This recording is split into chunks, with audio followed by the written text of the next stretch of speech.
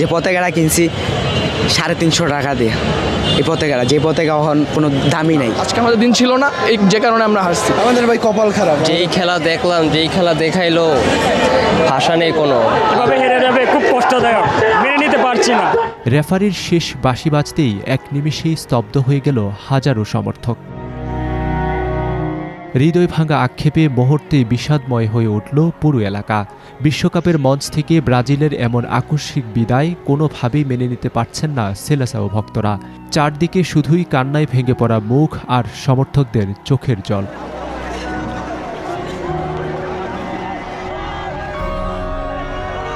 আক্ষেপকে সঙ্গী করে অশ্রুভেজা চোখে শেষ হল 2026 বিশ্বকাপে 5 বারের বিশ্ব চ্যাম্পিয়ন ব্রাজিলের ফুটবল যাত্রা।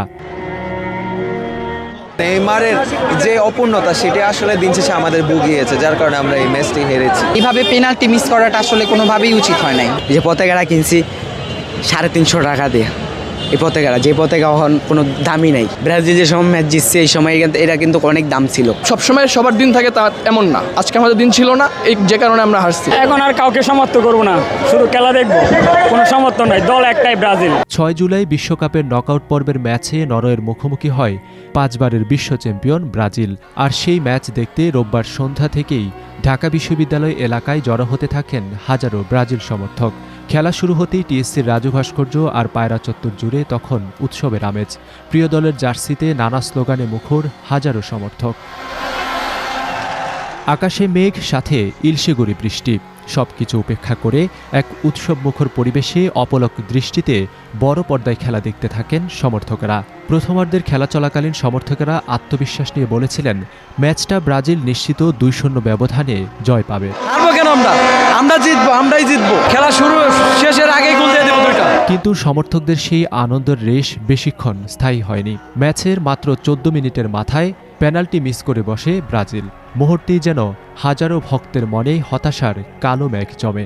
আর গোলশূন্য অবস্থায় শেষ হয় প্রথমার্ধ। এরপর শুরু হয় দ্বিতীয়ার্ধের আসল নাটক। ম্যাচের ৭৯ মিনিটের মাথায় গোল করেন নরওয়ের তারকা স্ট্রাইকার আর্লিং হল্যান্ড। 1-0 গোলে এগিয়ে যায় নরওয়ে। নিমিষেই স্তব্ধ হয়ে যান হাজারো ব্রাজিল সমর্থক।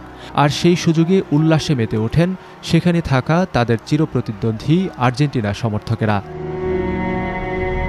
নরওয়েকে চাপে ফেলতে ম্যাচের ৬৭ মিনিটের মাথায় মাঠে নামানো হয় ব্রাজিলিয়ান মহাতারকা নেইমার জুনিয়রকে।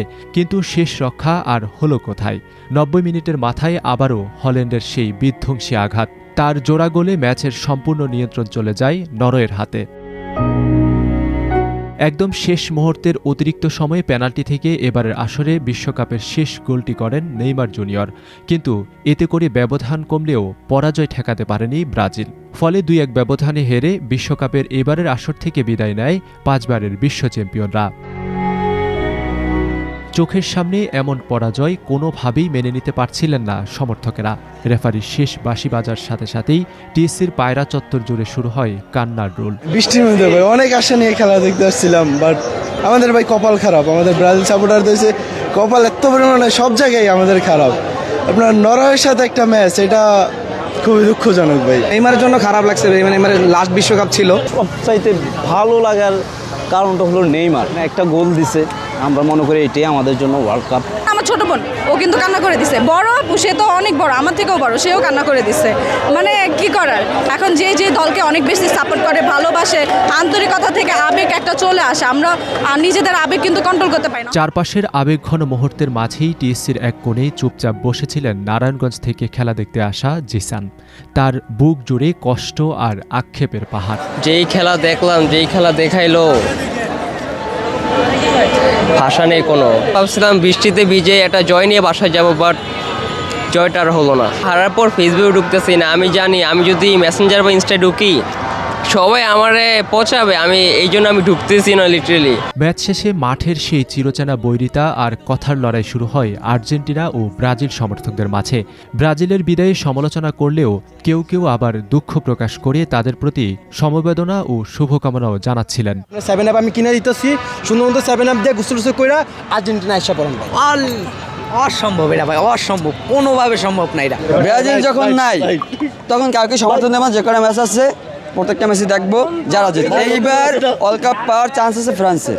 আর্জেন্টিনার সাথে খেলার মতো যোগ্যতা বর্তমানে এখন শুধুমাত্র ফ্রান্সেরই আছে, এই জন্য ওরা ফ্রান্সের সাপোর্ট করতেছে এখন। অর্থাৎ এরপরে ভাই যেই টিম করবে ওই টিম হারবে, যেই টিম করবে ওই টিম হারবে। শুধুমাত্র ফ্রান্সেরই চান্স আছে আমাদের সাথে কম্পিটিশনে আসার, এই জন্য তারা ফ্রান্সের সাপোর্ট বাইসা নিছে ভাই।